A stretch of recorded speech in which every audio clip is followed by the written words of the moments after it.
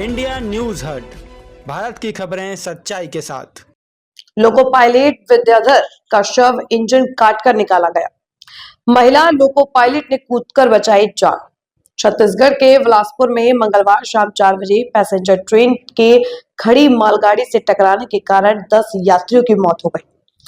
दुर्घटना में 25 से अधिक घायलों को विभिन्न अस्पतालों में उपचार के लिए भर्ती कराया गया है। रेलवे सुरक्षा आयुक्त को जांच की जिम्मेदारी सौंपी गई। प्राथमिक तौर पर संकेत है कि ऑटोमेटिक सिग्नल सिस्टम फेल होने के कारण यह दुर्घटना हुई। ट्रेन की गति तेज होने को भी दुर्घटना का कारण माना जा रहा है। रेलवे सुरक्षा आयुक्त को जांच की जिम्मेदारी सौंप दी गई है। जयरामनगर और कोतरा स्टेशन के बीच Gevra road Bilaspur MEMU local passenger train की इंजन का हिस्सा मालगाड़ी पर चढ़ गया, जिससे एक लोको पायलट विद्याधर की मौके पर मौत हो गई। महिला लोको पायलट चली ट्रेन से कूदी। साथ चल रही महिला लोको पायलट रश्मि राज ने दुर्घटना के ठीक पहले कूदकर जान बचा ली। उसे भी अन्य घायलों के साथ अस्पताल में भर्ती किया गया है। रेलवे अधिकारियों के अनुसार सभी महिला पायलट बात नहीं कर पा रही हैं, उससे ही दुर्घटना के सही कारणों की जानकारी मिलने की उम्मीद है। सभी घायलों को रेलवे अस्पताल के साथ ही सिम्स बिलासपुर और जिला अस्पताल बिलासपुर में उपचार के लिए भर्ती कराया गया है। लोको पायलट विद्याधर का शव इंजन में ही फंस गया था। कटर का प्रयोग कर उनका शव निकालना पड़ा।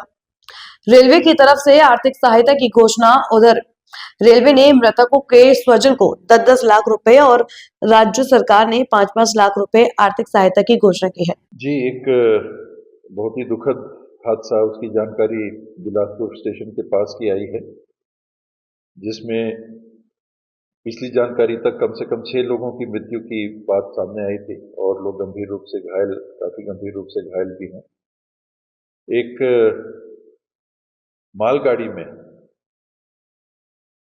पैसेंजर ट्रेन टकरा जाती है और आज के समय जहां बिलासपुर के पास कई ट्रैक्स हैं, कोई सिंगल ट्रैक हो, डबल ट्रैक हो, तब भी समझ में आती है बात। 3 ट्रैक, 4 ट्रैक, 5 ट्रैक, वहां तो मल्टीपल ट्रैक्स हैं बिलासपुर के पास में।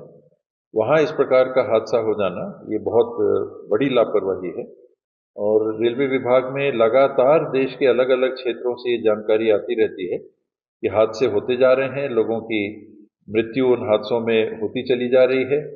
कहीं कोई ठोस कार्रवाई किसी के ऊपर होती हो, ये समझ में नहीं आता। तो जहां आज मृत हमारे नागरिकों के प्रति हम गहरी संवेदना व्यक्त करते हैं, सांत्वना उनके परिवारों को देते हैं, वही समय आ चुका है कि शास्त्री जी की तर्ज पे रेल मंत्री जी नैतिकता के आधार पर इस्तीफा अब दें। जब कोई काम अच्छा होता है, कुछ काम अच्छे भी होते हैं, वो कहते हैं कि हमने किया। जब हादसा हो रहा है तो दूसरों के सिर पे बात नहीं जानी चाहिए। सीधे सीधे रेल मंत्री जी की जवाबदेही उस नाते बनती है। अगर काम होते हैं तो उनका, हादसा होता है तो दूसरे का, इससे स्थिति बिगड़ती है और जो ढांचा है अधिकारियों का ऊपर से लेकर नीचे तक का, वो ढीला पड़ता है और ये ढिलाई का ही कारण है कि इस प्रकार का हादसा हो सका। तो अब समय है कि गृह मंत्री जी के इस्तीफे के साथ जो भी अधिकारी कर्मचारी इसमें निष्पक्ष जांच के बाद जवाबदेह पाए जाते हैं, उनको कार्य से पृथक करना चाहिए। ये सस्पेंशन और ये इससे हल नहीं हो सकता। जो लोगों की जान की सुरक्षा नहीं कर सकते, उनको काम पे रहने का अधिकार नहीं है, नागरिकों के जीवन के साथ खेल करते रहने का अधिकार नहीं है और ऐसे समस्त कर्मचारी और अधिकारियों को कार्य से बर्खास्त करना चाहिए। साथ ही जो मृत हैं उनके परिवार के, या तो उनकी पत्नी या बेटी बेटा, जो भी पात्र हों, उनको रेलवेज में नौकरी तत्काल उपलब्ध करानी चाहिए। आर्थिक सहायता मिलनी ही चाहिए।